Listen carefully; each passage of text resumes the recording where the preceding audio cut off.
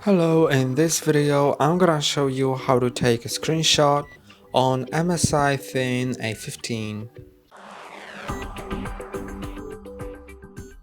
So there are two ways of doing that, and I'm gonna show you both. It'll always open the same tool, but you need to use a keyboard shortcut, and there are two available which will do the same work. So let me show you the keyboard. And you can either click on Windows, Shift and S at the same time, and it'll open that tool, or instead you can either click on print screen itself, or if it doesn't do anything, then Fn and print screen at the same time, like that.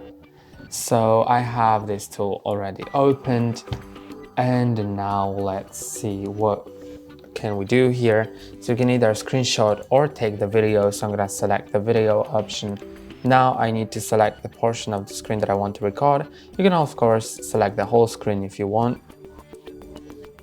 Resize it to make sure it's like full. And now you can enable or disable the microphone and enable or disable assistant sounds. So I'm gonna leave the assistant sounds enabled, but the microphone doesn't work for me for now, so I'll just click on start. Then I'm gonna let the microphone access anyway. And then you can see that it starts recording after counting down from 3. You can do anything on your screen, it'll all be recorded. Then you can either pause it or stop it. So I'm gonna stop it, and then you can see that the recording is done. So you can see as I do things on my screen. You can click here to save it somewhere or copy it, but you don't have to since it is automatically saved.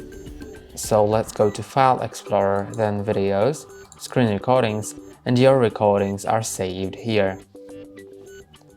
And this is basically all that you need to know about screen recording.